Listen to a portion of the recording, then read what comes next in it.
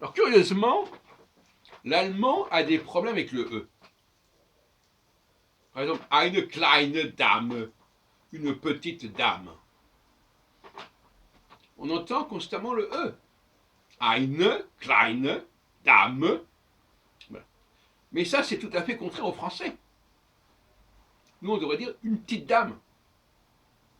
Une petite dame, on n'entend pas le E du une, on n'entend pas les deux E de petite, et on n'entend pas le E de dame. Bon. Alors, les Allemands ont cette façon de parler, de prononcer les mots. Et le E, pour eux, se prononce E. Et ils n'ont pas, généralement, à moins que je me trompe, le son E est exceptionnel en allemand. Il faut qu'il soit un A surmonté du umlaut, qu'on rend d'ailleurs souvent, curieusement, par AE. AE, ça voudrait dire E. Et les Anglais, d'ailleurs, quand ils prononcent le A, pour eux, le son A, ça prononce E. Ou E. Comment on dit en anglais l'article indéfini? E, friend. Ils emploient le E. Ils emploient le son E, non pas à partir de la lettre E, mais à partir de la lettre A. Tout comme tout à l'heure on a dit, l'allemand prononce le E aussi à partir du O surmonté d'un tréma umlaut. Mais il l'emploie aussi dans eine kleine, eine kleine. Bon, alors, ça c'est pas du français ça. Alors est-ce que c'est une influence française? Peut-être.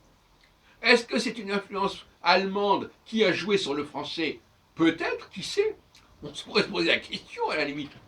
On pourrait se demander si, je plaisante parce que je n'ai pas les éléments à ce sujet, mais on pourrait imaginer que quelque part, cette façon de prononcer lourdement les E viendrait d'une influence allemande.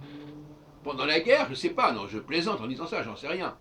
Mais en tout cas, paradoxalement, le son E est beaucoup plus présent légitimement en anglais et en allemand qu'en français. En français, on n'a quasiment pas à employer le mot E, le son E. Sauf quand, par exemple, si on dit c'est E, parce que c'est EU.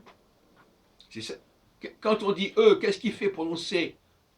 Pourquoi est-ce qu'on dit E? Non pas à cause du E, mais à cause de la combinaison EU, qui est une sorte de diphtongue en fait. Il n'y a pas du tout le même statut. Alors maintenant, on ne va pas aborder tous les problèmes qui sont liés à cette question-là, bien entendu. Mais, comme je l'ai dit, je viens de dire, par exemple, comme je l'ai dit, je ne vais pas dire comme je l'ai dit.